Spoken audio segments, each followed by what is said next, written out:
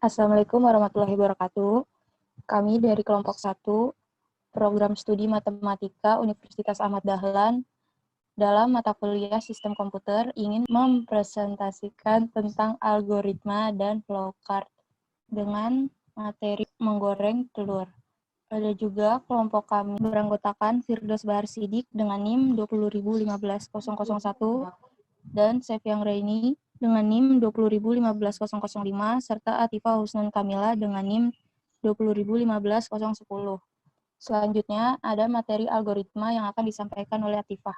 Assalamualaikum warahmatullahi wabarakatuh. Saya Atifah ingin mempresentasikan tentang algoritma dengan temanya menggoreng telur. Sebelum masuk ke langkah-langkah tersebut, saya ingin menjelaskan sedikit apa sih algoritma itu. Algoritma merupakan sederetan langkah-langkah yang logis dan sistematis untuk menyelesaikan suatu masalah. Contoh algoritma misalkan resep makanan. Terdapat langkah primitif. Lalu di dalam Apa algoritma, sih langkah primitif itu? Langkah primitif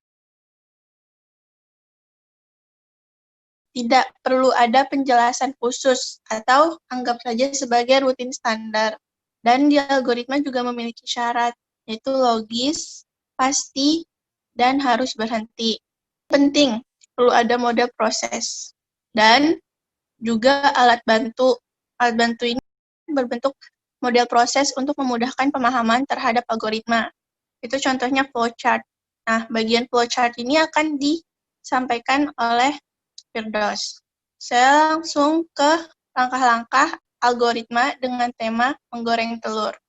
Untuk langkah pertama, yaitu siapkan alat dan bahan. Langkah kedua, panaskan wajan. Langkah ketiga, tuang minyak. Langkah keempat, pecah telur. Langkah kelima, masukkan telur ke wajan. Langkah keenam, taburkan bumbu. Dan langkah ketujuh, sudah matang, tiriskan. Nah, di dalam langkah ini ada langkah primitif yang tidak perlu penjelasan khusus. Contohnya, membeli telur ke warung. Kita harus pergi ke warung, terus membeli telur, itu termasuk langkah primitif, jadi tidak kita masukkan ke dalam algoritma ini. Sekian penjelasan tentang algoritma dengan tema menggoreng telur. Akan dilanjutkan flowchart-nya oleh Firdaus.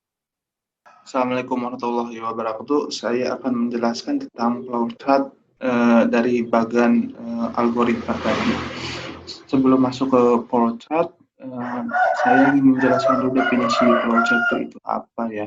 Flowchart adalah bagan-bagan yang mempunyai arus atau yang menggambarkan langkah-langkah penyelesaian dari suatu masalah. Nah, suatu masalahnya itu apa? Ya ini, algoritma.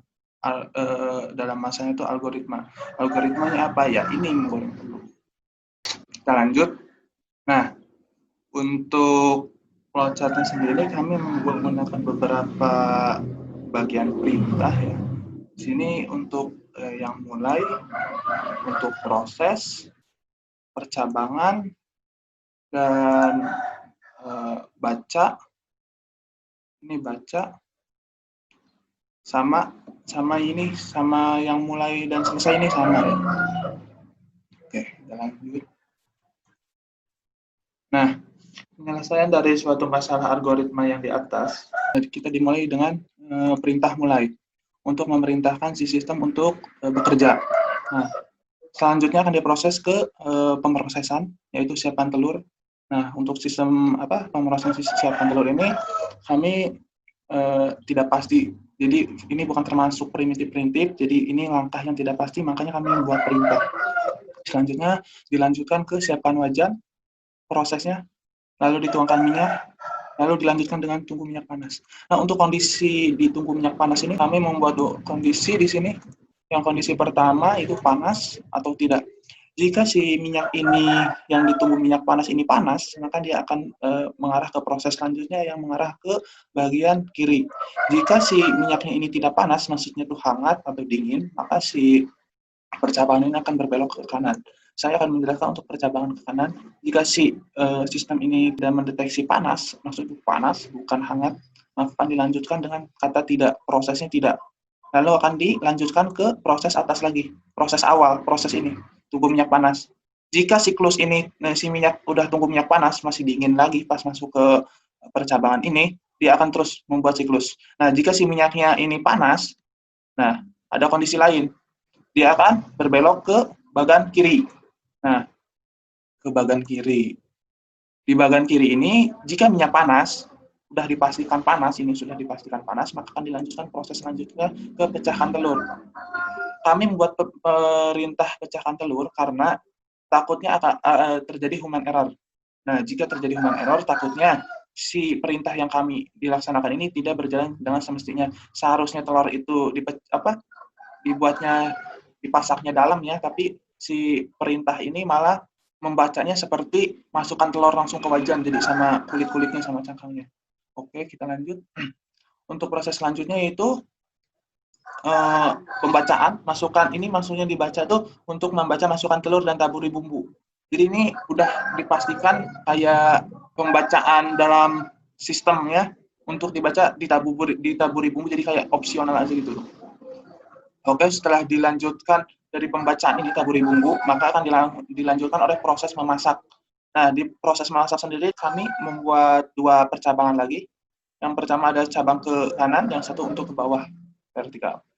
Nah, jika di sini ada 2 kondisi lagi, matang atau tidak. Jika si telur matang, dia akan ke bawah, akan melanjutkan prosesnya ke matang.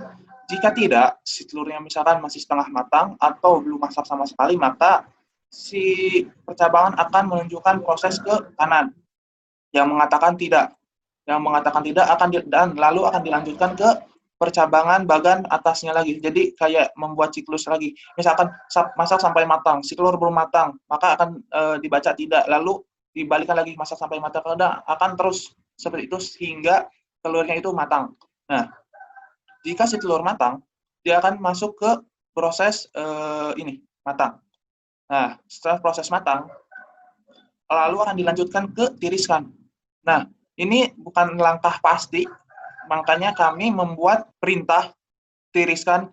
Takutnya dalam pemrograman kita, si telurnya tuh dalam komputernya tuh membaca langsung sama minyak-minyaknya, nggak tiriskan dulu. Jadi langsung diangkat sama minyak-minyaknya, langsung sajikan. Jadi kami membuat perintah tiriskan. Nah, untuk langkah terakhir itu sajikan. Masa kita sudah menggoreng telur dan tidak disajikan? Nah, ini kami membuat perintahnya sajikan. Nah, setelah sajikan ini sudah beres.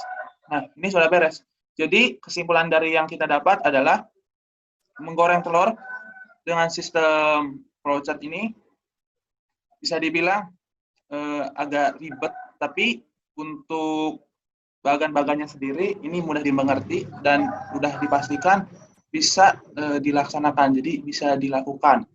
Oke, mungkin sekian penjelasan dari saya. Saya mohon maaf atas kekurangan dari saya. Terima kasih. Ya, sekian dari kelompok kami. Mohon maaf atas kekurangannya. Kami ucapkan terima kasih. Wassalamualaikum warahmatullahi wabarakatuh.